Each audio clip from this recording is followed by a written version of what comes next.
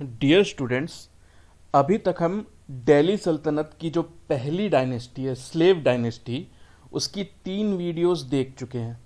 तो ठीक इसके पिछली वाली जो थर्ड वीडियो थी, उसमें हमने रजिया सुल्ताना, जो कि इंडिया की फर्स्ट फीमेल एम्परर है और दिल्ली सल्तनत की 5वीं सुल्तान कह लो या सुल्ताना कह लो, तो वो 5वीं एम्परर थी दिल्ली सल्तनत की जो पहली डायनेस्टी है, यानी स्लेव डायनेस्टी, मामलुक डायनेस्टी।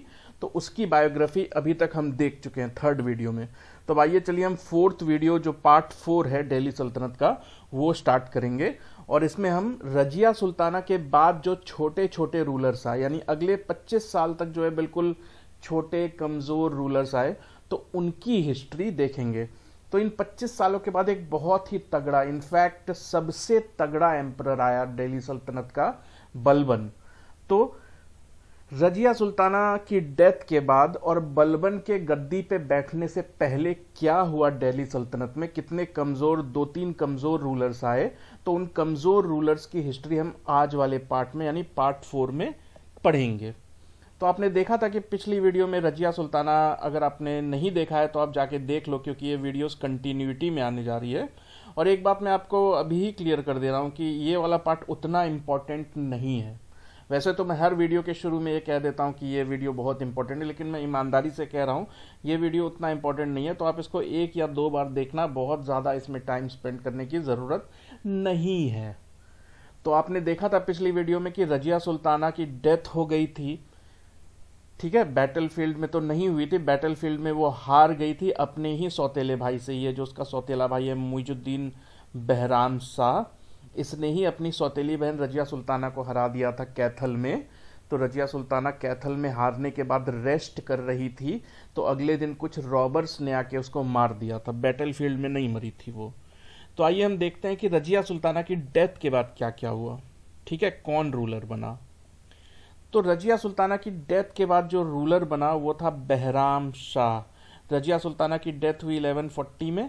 तो रजिया सुल्ताना के जीते जी ही ये उसकी गद्दी पे बैठ गया था, क्योंकि वो जेल में बंद थी भटिंडा में। ये सारी चीज़ें आपको रजिया सुल्ताना वाली वीडियो में मिल जाएंगी। तो मुइजुद्दीन बहराम कौन था? तो he was the third son of Iltutmish. जैसे कि रजिया सुल्ताना फर्स्ट पहली संतान थी, पहली बेटी थी, वैसे ही यही इल्तुतमिश का अपना बेटा था, लेकिन रजिया सुल्ताना का अपना भाई नहीं, सौतेला भाई था, ठीक है। तो आपने रजिया सुल्ताना वाली वीडियो में देखा ही कि जब रजिया सुल्ताना को उसके बचपन के दोस्त और गवर्नर, भटिंडा के गवर्नर ने जेल में बंद कर दिया था, तो भटिंडा में बंद हो गई थी रजिया सुल्ताना, तो दिल्ली की गद्दी खाली हो गई थी। तो उसके सौतेले भाई बहराम शाह ने गद्दी हथिया ली थी। He staked claim at the throne. तो गद्दी हथियाने के बाद उसने क्या किया था? तो इल्तुतमिश, जो उसके फादर इल्तुतमिश ने 40 लोगों का ग्रुप बनाया था ना, तुर्काने चहलगानी, 40 टर्किश नॉवेल्स का, ठीक है। तो उन सब ने मिलकर सपोर्ट किया बहराम शाह को कि चलो रजिया सुल्ताना तो जेल में बंद हो गई है, तो तुम ही हमारे नए किंग बन जाओ। बस इस बात का ध्यान रखना कि हम तुम्हें किंग बना रहे हैं, so you would give us free hand to these novels. यानी कि ये नॉवेल्स जिन्होंने बहराम शाह को सपोर्ट किया, उसने कहा कि तुम राजा तो बन रहे हो, लेकिन तुम इस बात का ध्यान रखना कि तुम हमारे मामले में कभी टांग नहीं अड़ाओगे। ये किसने कहा? तो तुर्काने चहलगानी, ये जो 40 टर्किश नॉवेल्स का स्ट्रॉन्ग ग्रुप हुआ करता था ना। तो इस तरह दिस बहराम शाह, ये जो बहराम शाह है, ये became the 6th Sultan of Delhi सल्तनत। तो क्योंकि इसको तुर्काने चहलगानी ने इसकी मदद करके इसको गद्दी पे बिठाया था, तो बदले में उन्होंने कीमत भी वसूली। तो the new post of Naib e Mamalikat was created. तो this post was created just to placate this group. इस ग्रुप को खुश करने के लिए जो सुल्तान ने एक नई पोस्ट क्रिएट की, जो कि बहुत ही पावरफुल पोस्ट थी। उस पोस्ट का नाम है नायब ए ममालिकात।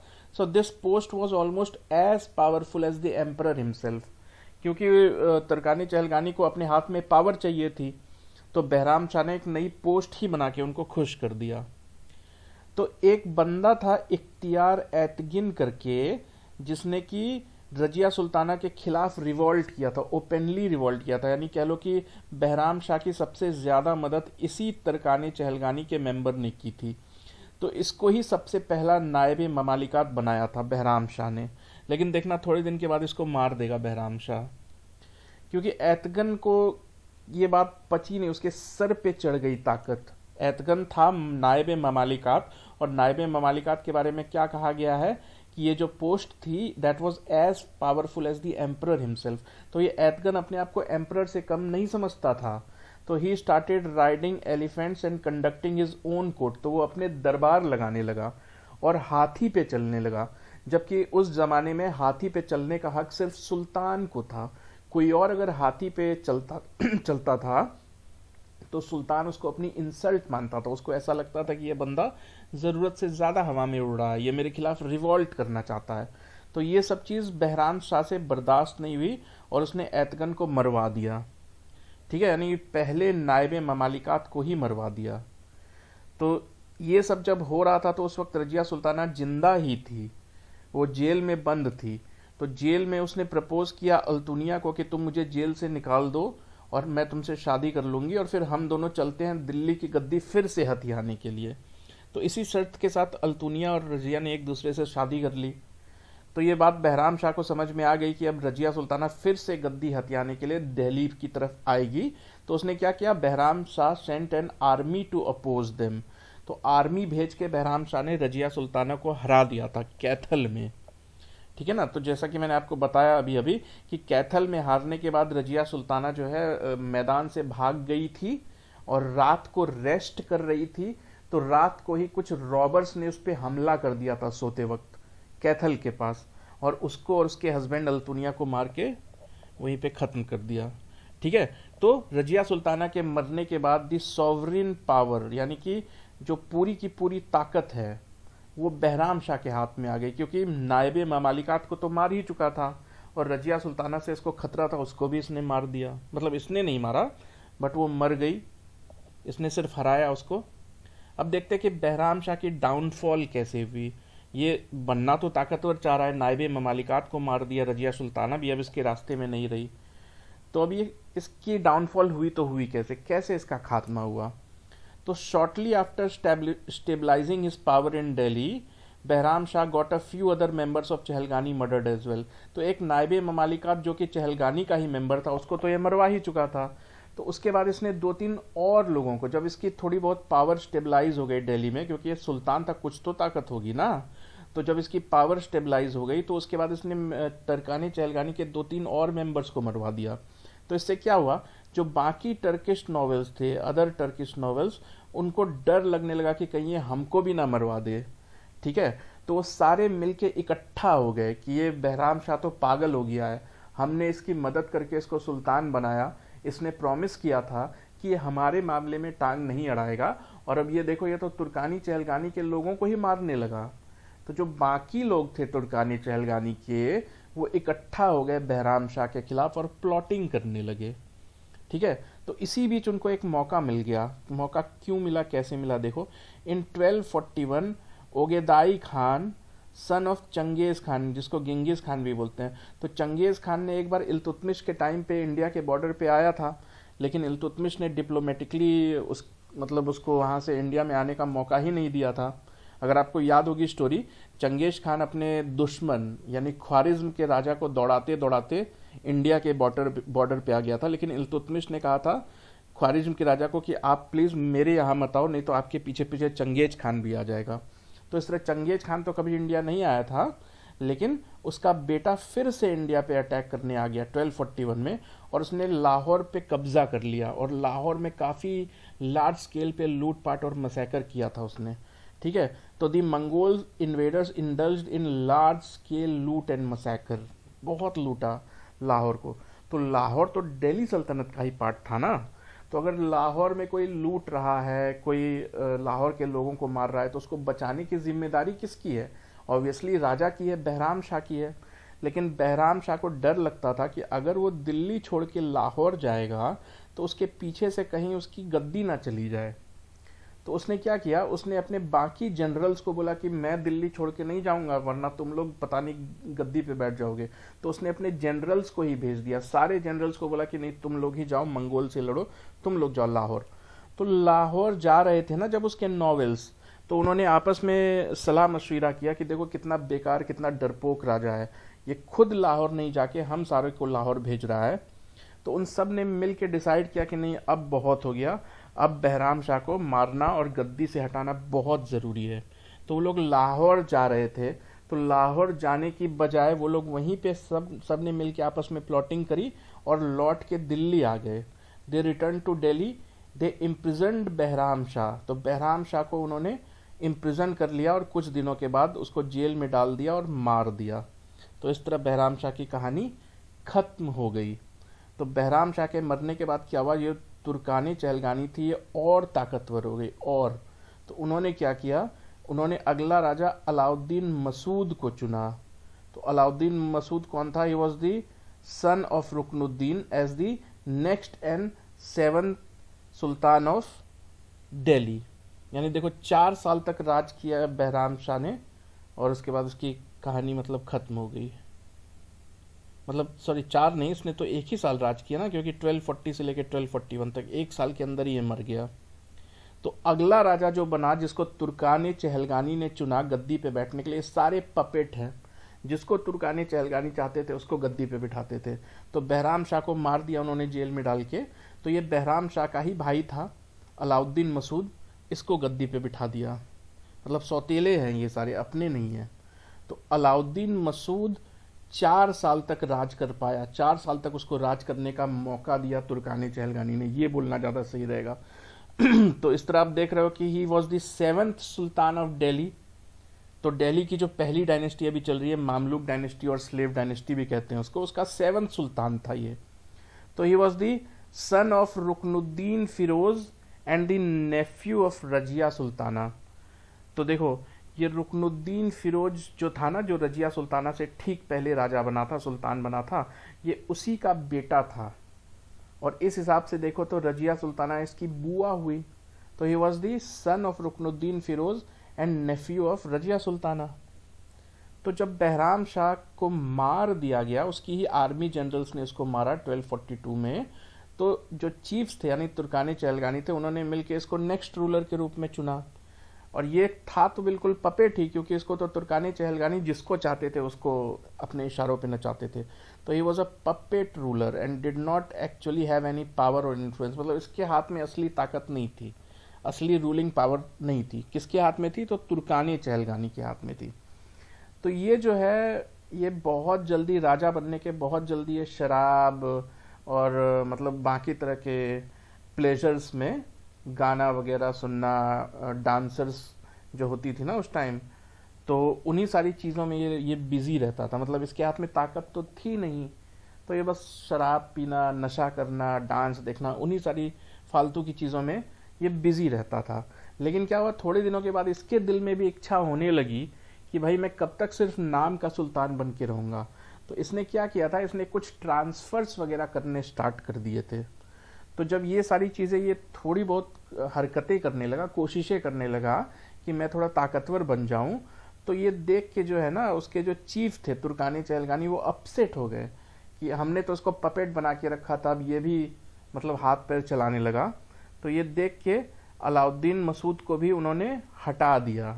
ठीक है, अलाउद्दीन मसूद को भी हटा के नसीरुद्दीन महमूद नाम के दूसरे को राजा बना दिया। तो ये नसीरुद्दीन महमूद भी इसका सौतेला भाई ही है।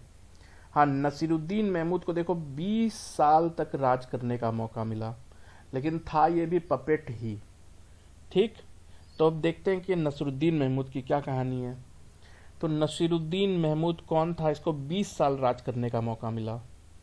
तो Nasiruddin Mahmud was the son of former sultan of Ruknuddin Firoz. ये सब रुकनुद्दीन फिरोज के ही बेटे थे। तो इस हिसाब से इल्तुतमिश इसका ग्रैंडफादर था। तो नसीरुद्दीन महमूद के बारे में हिस्टोरियंस बोलते हैं कि बहुत ही डरपोक किस्म का था। ये कभी अपने महल के बाहर निकलता ही नहीं था, कि सारी पावर इसने दे रखी थी तुर्कानी चहलगानी को। तो उस टाइम तक क्या था, तुर्कानी चहलगानी ने एक पोस्ट बनवा ली थी अपने पावर कंसोलिडेट करने के लिए, नायबे ममालिकात की, आपको याद होगा। तो नायबे ममालिकात जो है, इसका ससुर ही था, मतलब एक बलबन नाम का आदमी था जो इसका ससुर था। तो इसके ससुर को ही नायबे ममालिकात का पोस्ट दे रखा था इसने। ठीक है, तो his wife was the daughter of his नायब ममालिकात। तो ये नायब ममालिकात क्या होता है? सुल्तान के बाद सबसे ताकतवर आदमी। तो उसने अपनी बेटी की शादी करा दी थी इससे, ये जो सेकंड नंबर का आदमी है, तो उसने अपनी बेटी की शादी सुल्तान से करा दी थी। तो उसका नाम था बलबन। तो बलबन था नायब ममालिकात। तो एक्चुअल देखो तो सारी ताकत तो उसके ही हाथ में है, क्योंकि राजा तो पपेट है। तो राजा पपेट है, तो राजा के बाद सबसे ताकतवर पोस्ट हुआ करती थी नायब ममालिकात पे। तो नायब ममालिकात कौन था? तो बलबन। तो इस बलबन बहुत चालाक था, इसने अपनी बेटी की शादी कर रखी थी नसीरुद्दीन महमूद से, ताकि सारी ताकत इसके हाथ में कंसोलिडेटेड रहे। ठीक है ना? तो किंग नसीरुद्दीन के बारे में एक और चीज़ फेमस है कि वो काफ़ी रिलीजियस पर्सन था। उसने एक ही शादी करी थी, जबकि उस ज़माने में जो रूलर्स वगैरह, सुल्तान्स वगैरह थे, वो कई शादियां करते थे। तो ये काफ़ी रिलीजियस, काफ़ी फैमिली मैन था। उसके बारे में एक और चीज़ है कि वो रॉयल ट्रेजरी से कोई सैलरी लेता नहीं था। इसकी एक वजह यह भी हो सकती है कि वो इतना डरपोक और कमज़ोर था कि उसकी हिम्मत ही नहीं होती थी कि रॉयल ट्रेजरी से अपने ऊपर खर्चा करे। तो उसके बारे में है कि वो अपने खर्चे जो है वो कुरान को कॉपी करके, उस टाइम तो प्रिंटिंग प्रेस हुआ नहीं करती थी, तो एक कुरान को हाथ से लिख के वो बेचता था, यानी कुरान को कॉपी कर करके वो बेचता था और इस तरह अपना खर्चा निकालता था। ठीक है? इसके बारे में एक और चीज़ जो कम्पिटिटिव पॉइंट ऑफ व्यू से इम्पोर्टेंट है कि इसका एक काजी हुआ करता था, काजी कह लो यानी चीफ जस्टिस। तो उसका नाम था मिनहाजे सिराज। तो इस मिनहाजे सिराज ने एक बहुत इंपॉर्टेंट बुक लिखी है, तबाकत नसीरी। तो क्योंकि वो उसका काजी था, तो ये दिल्ली सल्तनत के मतलब उसके टाइम पीरियड की ही स्टोरी उसने लिखी है तबाकत नसीरी में। देखो, नसीरुद्दीन से निकला है ये नसीरी। तो ये आप याद रखना, बहुत बारी पूछा गया है कि तबाकत नसीरी का राइटर कौन है? तो मिनहाजे सिराज। तो मिनहाजे सिराज किसके लिए काम करता था? तो नसीरुद्दीन महमूद के लिए। तबाकत नसीरी, नसीरी नसीरुद्दीन। तो नसीरुद्दीन महमूद 20 साल तक पपेट रूलर की तरह राज करता रहा। मतलब बहुत रेयरली ये दरबार में जाता था, हमेशा अपने घर में बंद रहता था। यही फेमस है इसके बारे में। तो 20 साल की जिल्लत भरी जिंदगी जीने के बाद 1266 में इसकी मौत हो जाती है। तो इसकी मौत होने के बाद क्या होता है? तो इसका जो फादर इन लॉ था बलबन, इसका ससुर, जो कि सेकेंड इन कमांड था, अब तो वही राजा बन जाता है। तो कुछ हिस्टोरियंस का मानना है कि बलबन इम्पेशेंट हो गया था, बूढ़ा हो रहा था। तो उसको लगा कि मुझे तो कभी सुल्तान बनने का मौका ही नहीं मिलेगा। तो उसने अपने दामाद को जहर देके मार दिया और उसकी गद्दी हथिया ली। तो उसके मरने के बाद बलबन जो है, जो कि पहले उसका ससुर भी था और नायब ममालिकात भी रह चुका था, यानी कि एक्चुअली सोचो तो 20 साल से वही सब कुछ मैनेज कर रहा था, लेकिन सुल्तान तो नहीं था ना, वो नाम का तो सुल्तान नहीं था, बाकी सारी ताकत थी उसके पास। तो अब वो वाकई में सुल्तान बन गया। कब बन गया? 1266 में, नसीरुद्दीन के मरने के बाद। तो अब हम अगली वीडियो में गियासुद्दीन बलबन की लाइफ स्टोरी देखेंगे। तो और अगली वीडियो में हम दिल्ली सल्तनत की जो पहली डायनेस्टी है, स्लेव डायनेस्टी, उसका पोर्शन हम फिनिश कर देंगे। तो ठीक है, अभी तक आप 4 वीडियो देख चुके हो। अगली जो 5वीं वीडियो आएगी उसमें स्लेव डायनेस्टी हम पूरी तरीके से खत्म कर देंगे। And you can be sure कि इसके बाद कोई सा भी कॉम्पिटिटिव एग्जाम हो, यूपीएससी प्रीलिम से उठा के एसएससी सीजीएल तक, आपको इन वीडियो से बाहर एक भी क्वेश्चन नहीं आने वाला है। ठीक है? So stay with us.